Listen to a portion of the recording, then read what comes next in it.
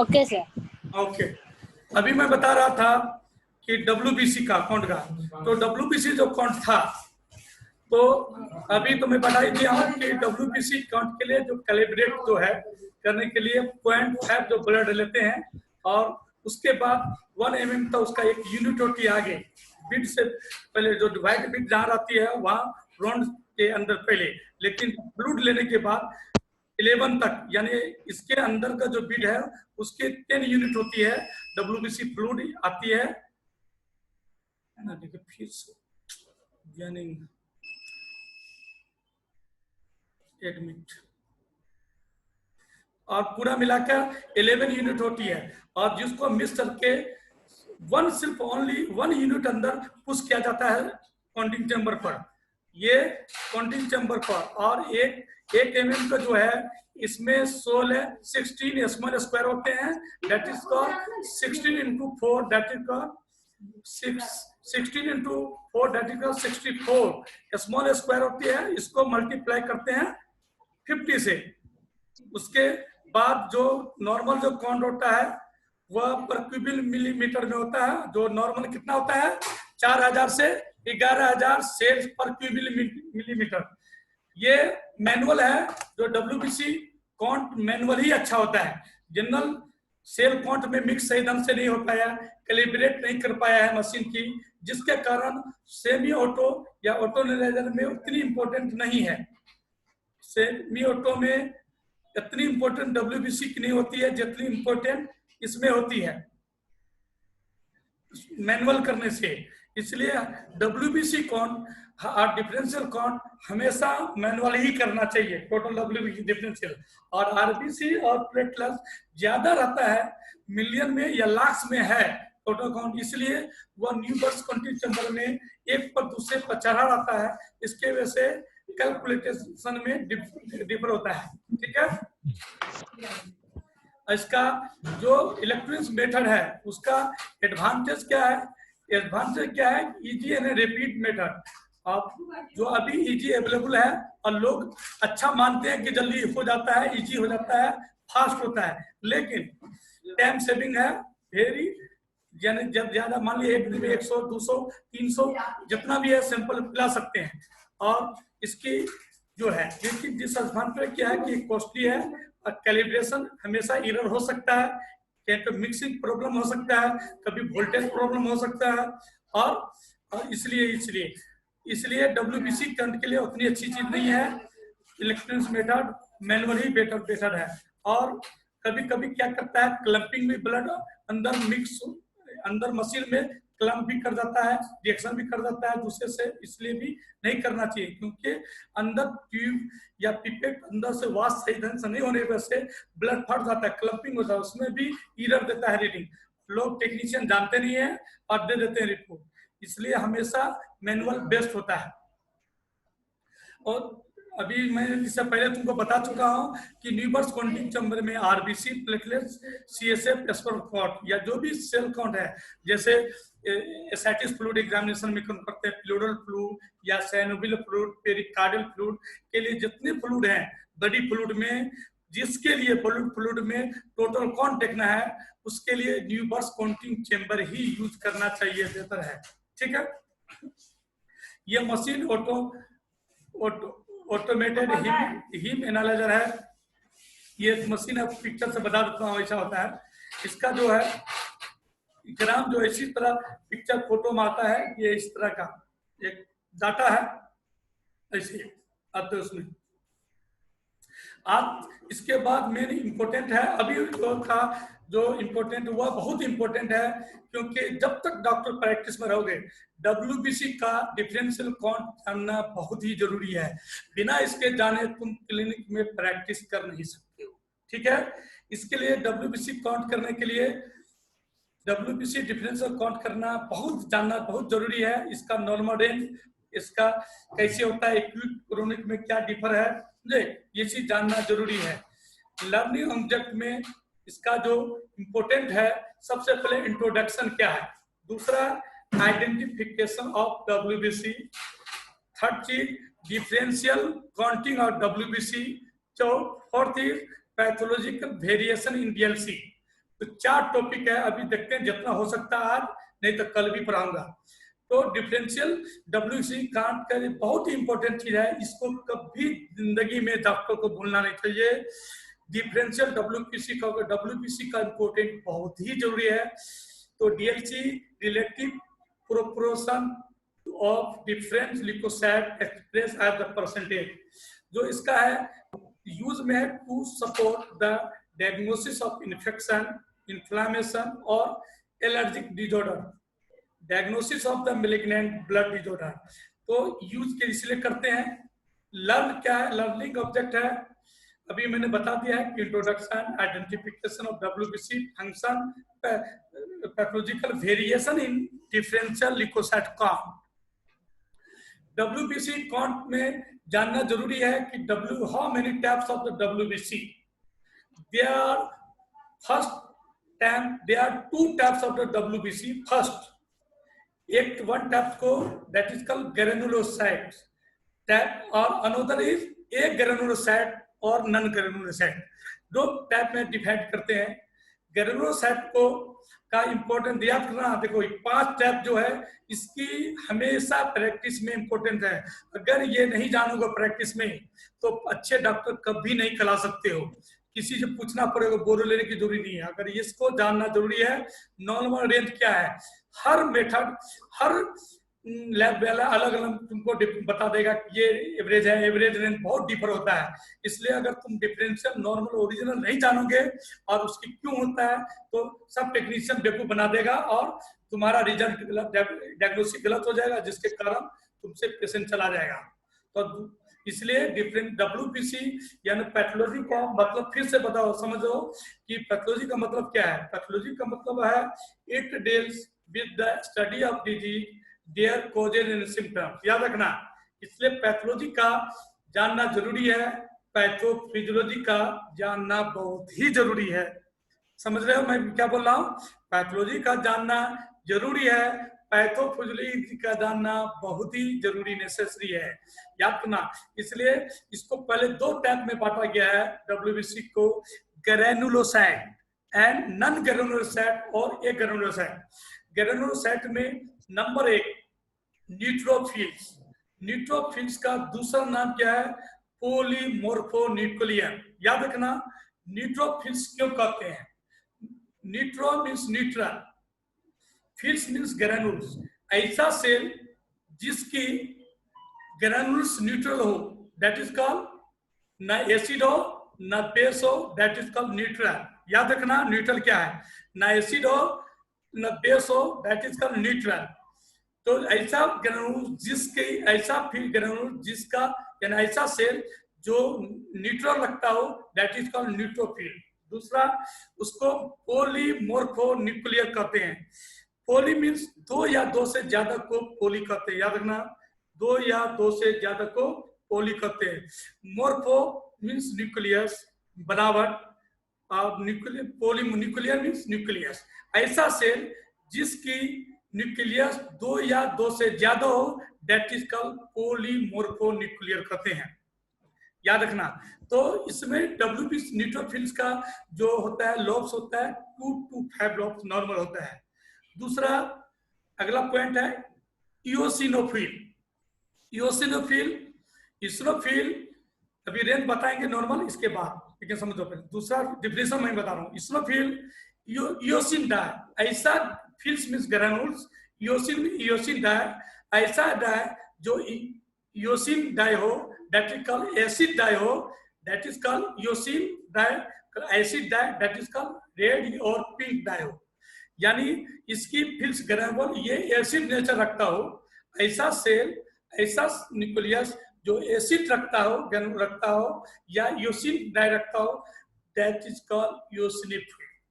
दूसरा बेसोफिल, ऐसा ग्रेनुलोफिल्स means granules, फिल्स में दानादार ग्रेनुल्स। तो ऐसा ग्रेनुल्स साइटोप्लाज्म के अंदर का जो ग्रेनुल्स है जिसकी डाई बेसिक हो, डाई मींस कलर, बेसिक हो दैट इज ब्लू हो, दैट इज अल्कलाइन नेचर हो that is called basic dye. समझ में आया? WBC के ग्रेनुलोसाइट्स में 3 सेल है, WBC, eosinophil, basic. Eosinophil WBC को का जो पहला न्यूट्रोफिल है, neutrophil that is neutral dye, दूसरा ईसिन डाई, तीसरा बेसिक डाई। याद रखना, इसको कभी नहीं मिलना डायग्नोसिस में, इंपॉर्टेंट है नहीं। दूसरी बात, दूसरा है एक ग्रेनुलोसाइट या नन ग्रेनुलोसाइट या मोनोन्यूक्लियर। याद रखना, दूसरा जो है एक ग्रेनुलोसाइट और नन ग्रेनुलोसाइट या mononuclear are the cell are divided into two types. There are two types एक granulocyte, number 1 lymphocyte and another is monocyte। lymphocyte और दूसरा अनदर इज मोनोसाइट। इसमें क्या है, इसकी न्यूक्लियस में सिंगल नोड न्यूक्लियस होती है, लेकिन उसको साइटोप्लाज्म में जो there no nucleus in cytoplasm, only cytoplasm रहती है, उसमें कोई ग्रेनुल्स नहीं है। आगे मैं इसके तस्करा करता हूं। देखो ग्रेनुलोसाइट मैंने अभी बताया पॉलीमॉर्फ न्यूक्लियोलैटिकल न्यूट्रोफिल, उसका जो सेल का जो डायमीटर होता है, याद रखना डब्ल्यूबीसी में ग्रेनुलोसाइट का जो सेल का डायमीटर है डब्ल्यूबीसी, डब्ल्यूबीसी का न्यूट्रोफिल, इस्नोफिल और बेसोफिल, तीनों का सेम डायमीटर होता है, दैट इज का 12 to 15 माइक्रोमीटर। याद रखना डब्ल्यूबीसी की न्यूक्लियस होता है 2 to 5 लोब, और इनके अंदर का जो साइटोप्लाज्म है वह पिंक पब्लिक व्हाइट ग्रेनुल्स होती है, पिंक और व्हाइट, यानी इतना सब कर सकते हैं पिंक और ब्लू दोनों का मिक्स रहती है, दोनों का मिक्स रहती है, इसलिए बेसिक न्यूट्रल डाई में दोनों को भी रहता है, इसलिए इस तरह रहता है। और ग्रेनुल्स तो बहुत ज्यादा होते हैं, लेकिन छोटे छोटे स्मॉल ग्रेनुल्स होता है, इसमें कोर्स ग्रेनुल्स नहीं होते हैं। आगे डिफर बताएंगे what is difference between neutrophil and eosinophil, तो इसमें इसी के बाद बताऊंगा। दूसरी बात, जो नॉर्मल रेंज होती है, सभी किताब में अलग अलग डिफर है, लेकिन एक एवरेज और प्रैक्टिकल नॉर्मल जो इथिकल जो नॉर्मल रेंज होती है डब्ल्यूबीसी के, याद रखना 15 to 17, याद रखना 15 to 70, 50 से 70 होती है, याद रखना। उससे एकदम और प्रैक्टिकल पता चलेगा 50 से 70, ये एकदम लिख कर रख लो। नॉर्मल जो होती है 40 कम हो जाता है और 80 ज्यादा हो जाता है, न्यूट्रोफिलिया हो जाता है।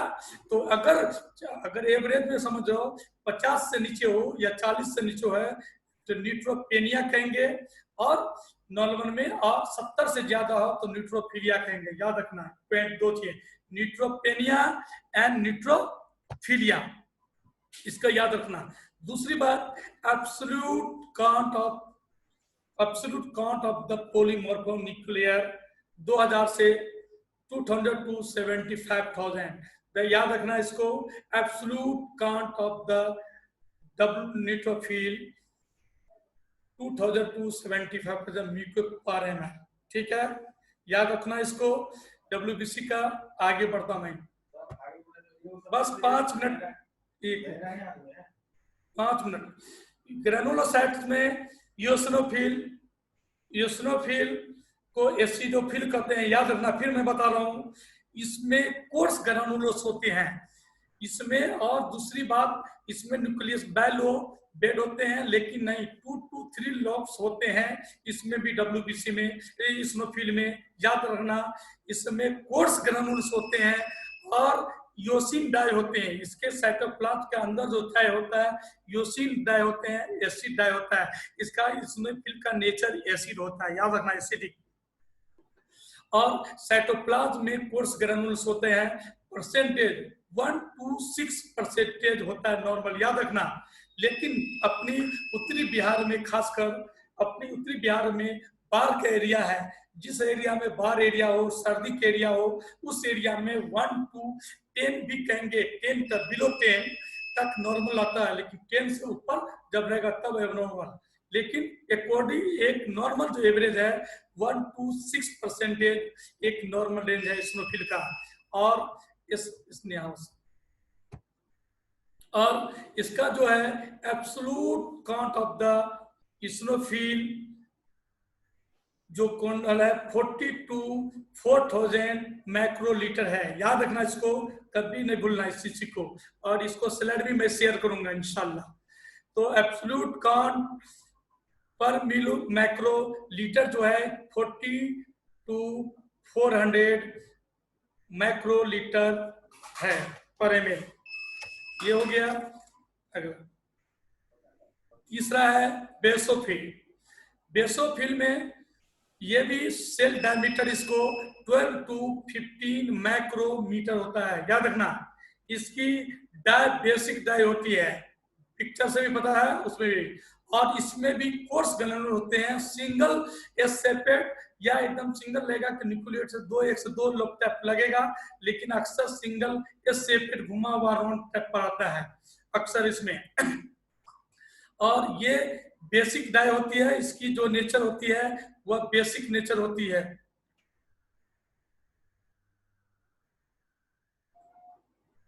नॉर्मल जो है बेसोफिल 1 से 0.0 से 1% एकदम नॉर्मल होती है इसको। ये नॉर्मल यही होती है। एब्सोल्यूट काउंट ऑफ है 10 to 100 मैक्रोलीटर पर एमएल होता है इसका, याद रखना। ये ग्रेनुलोसाइट का 3 टाइप हो गया। और आज सिर्फ इसको 2 ही को करके खत्म करता हूं, बस 2 मिनट में खत्म कर दूंगा आज। उसके अगला सेंटेंस इसका जो है लिम्फोसाइट। लिम्फोसाइट के देखो में there are 2 types of the lymphocyte. One is small lymphocyte और another is large lymphocyte. T lymphocyte और बी ह्यूमरल लिम्फोसाइट ये नहीं अभी बता रहा हूँ, अभी बोन मैरो चीज नहीं बता रहा हूँ। अभी जो बता रहा हूँ जो नॉर्मल लिम्फोसाइट का जो बता रहा हूँ, इसमें जो है लिम्फोसाइट में स्मॉल लिम्फोसाइट का जो सेल साइज है वाला क्या हुआ ओडिशा वाला मैक्रो तो वहां लगा हुआ था मैक्रोमीटर है। रुको, लार्ज लिम्फोसाइट जो है 12 to 16 माइक्रोमीटर ये होती है। न्यूक्लियस में देखो इसके अंदर में इसमें ये देखो ये पिक्चर है, लेकिन ये पिक्चर सही है।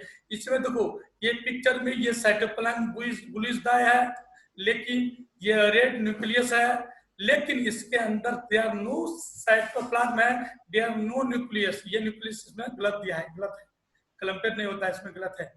इसमें कोई ग्रेनुलोस नहीं होता है, एक ग्रेनुलोसाइट होता है, ये राउंड हो सेपरेट होता है, थोड़ा सा बीन नहीं होता है, हल्का सा वो है बीन सेपेट मोनोसेट में आदत है। तो ये इसमें देखो राउंड सेपेट है, हल्का सा ये बीन सेपेट का हल्का टाइप है, लेकिन हल्का ये लार्ज है या स्मॉल है। लेकिन इसके क्रोमेटिन जो ब्लूइश डाई है और न्यूक्लियस ये लिखा हुआ इसमें है। इसको साइटोप्लाज्म का जो है ये नॉर्मल जो है 20 से 40 तक होता है, अंडर 40 तो लिम्फोसाइट है। तो अगर 40 से ज्यादा बढ़ जाता है तो लिम्फोसाइटोसिस करते हैं, और 20 से कम होता है तो लिम्फोपेनिया करते हैं। और एब्सोल्यूट काउंट ऑफ लिम्फोसाइट जो होता है 1500 से 4000 मैक्रोलीटर पर एमएल है इसका जो है लिम्फोसाइट। दूसरा है एक मोनोसाइट।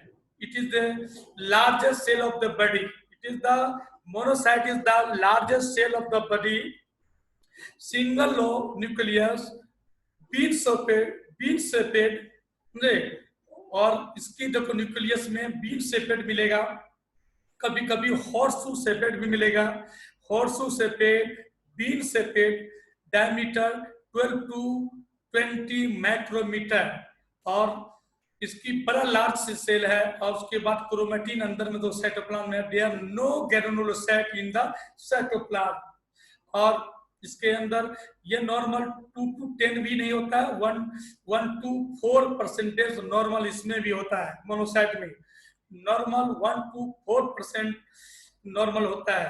एब्सोल्यूट काउंट जो है 200 to 800 मैक्रोलीटर पर एमएल होता है, याद रखना। ये आज इसको आज का अगला फंक्शन और सब मैं बताऊंगा ये कल, और रहने दो इतना, और इसके बाद मैं बताऊंगा। अगर किसी को कोई क्वेश्चन पूछना है तो 2 मिनट का टाइम है, 2 मिनट में जो क्वेश्चन करता है करो। समझ रहे हो? बताओ। हाँ क्वेश्चन आंसर। सर, अस्सलाम वालेकुम। वालेकुम सलाम, बताओ हाँ क्या क्वेश्चन है। हाँ सर, नहीं सर, थोड़ी आवाज में जो है थोड़ी दिक्कत आती रहती है, वो आवाज क्लियर नहीं आती नहीं, है, वो नेटवर्क का प्रॉब्लम है कुछ आज लगता है हेडफोन जो है ना, अरे आवाज तो क्लियर है।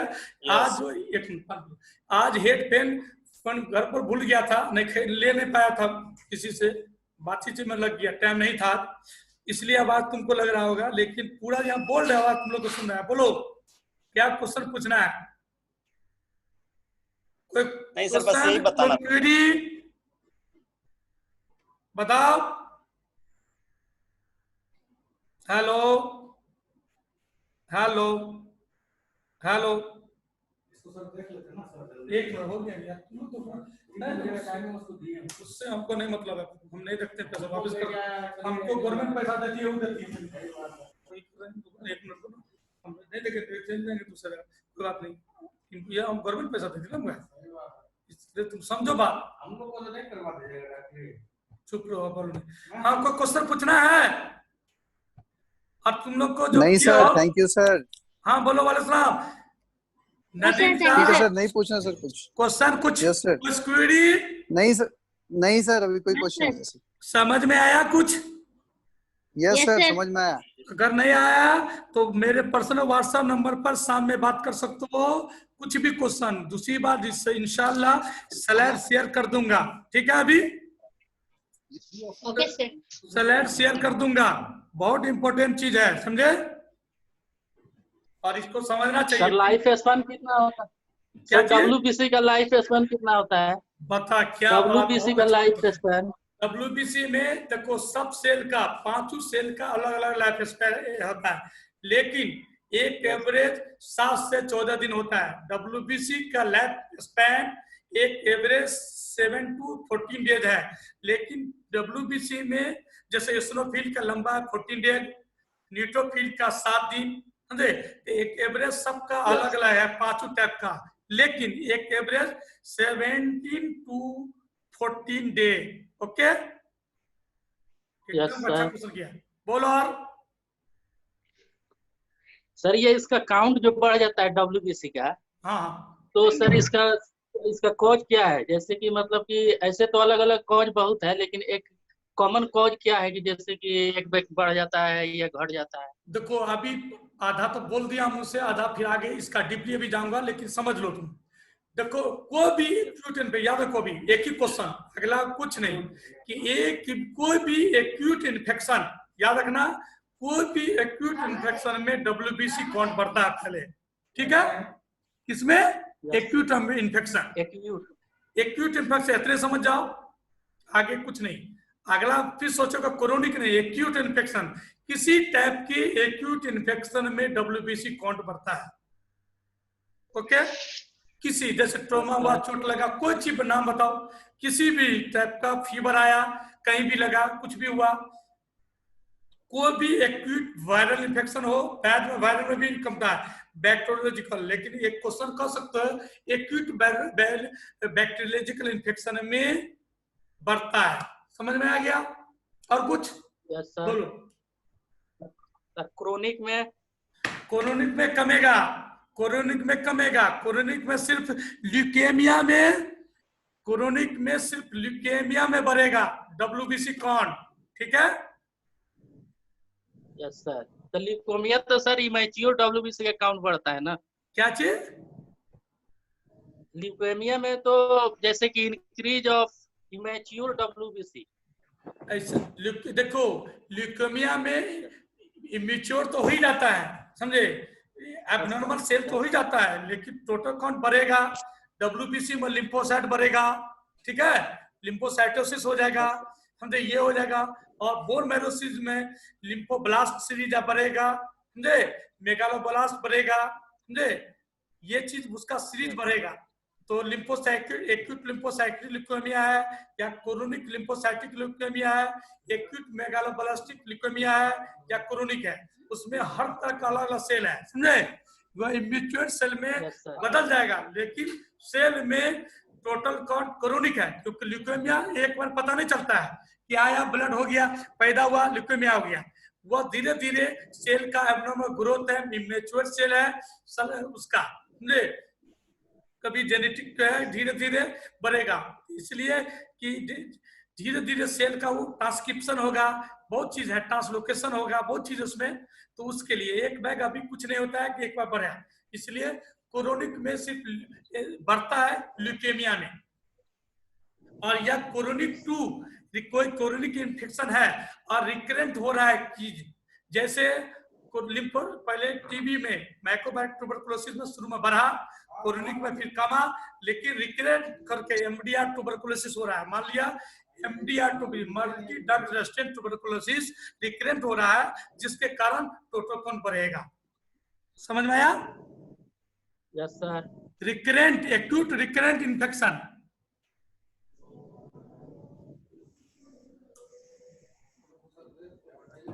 हो गया, कल करना, ठीक है? पेशेंट कुछ देख लेता हूँ, ठीक है? यस सर, ठीक है, सलाम।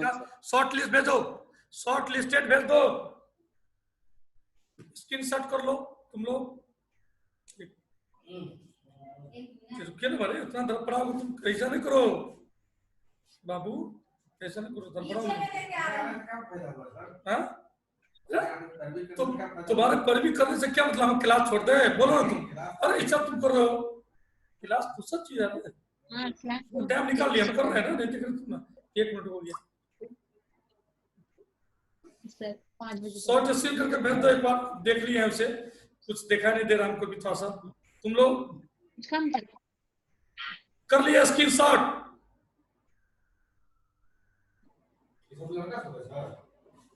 कम तो पगला है, 150 रहा था हमने, देखो ये सब